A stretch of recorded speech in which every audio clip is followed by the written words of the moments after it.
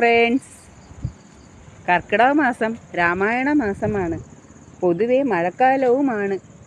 ആരോഗ്യത്തിന് വളരെ പ്രാധാന്യം കൊടുക്കേണ്ട ഒരു സമയമാണിത്. ഭക്ഷണത്തിൻ്റെ കാര്യത്തിൽ ചില ചിട്ടകൾ പുലർത്തിയാൽ ആരോഗ്യം മികച്ചതാണ്. മാത്രമല്ല, ധാരാളം വെള്ളവും കുടിക്കണം.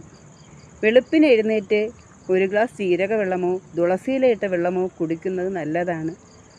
അതുമാത്രമല്ല, ഭക്ഷണം ആരോഗ്യപ്രദമായിരിക്കണം. പ്രഭാത ഭക്ഷണം രാവിലെ കഞ്ഞിയാക്കുന്നത് നല്ലതാണ്. അപ്പോൾ നമുക്കൊരു ഔഷധക്കഞ്ഞി ഉണ്ടാക്കിയാലോ?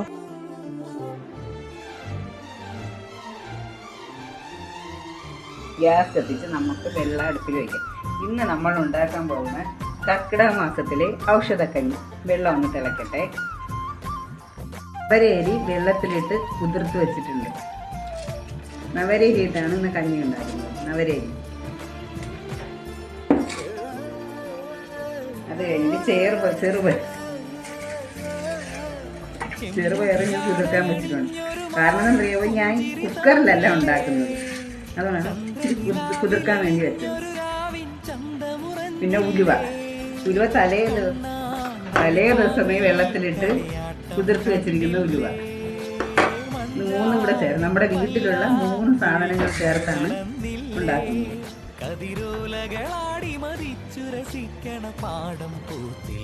നമുക്ക് നവരേരി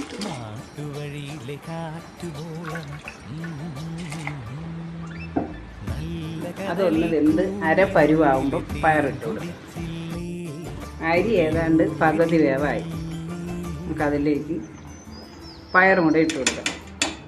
അപ്പം രണ്ടും കൂടെ ഒരുമിച്ച് വെന്ത് വരുമ്പം വേവ് കറക്റ്റായിരിക്കും. പയർ കുറച്ച് എടുക്കുള്ളൂ കേട്ടോ. നമ്മൾ 3 വർഷം മതി.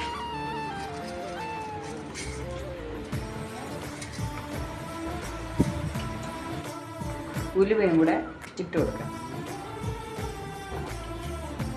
മുടി വളരാനൊക്കെ ഉലുവ നല്ലതാണ്.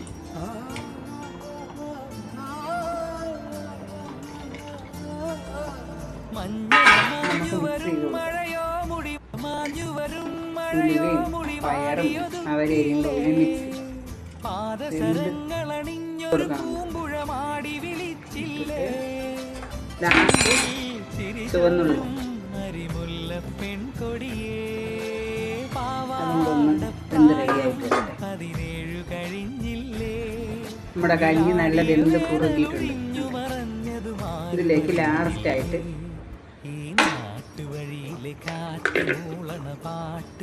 ഒരു മുറി തേങ്ങയുടെ പാലും കൂടെ ഔഷധക്കഞ്ഞി റെഡി. ഒന്ന് കുറച്ച് വെക്കണം. എല്ലാവരും ഇതൊന്ന് ട്രൈ ചെയ്ത് നോക്കണം. നമുക്ക് കുടിക്കാം.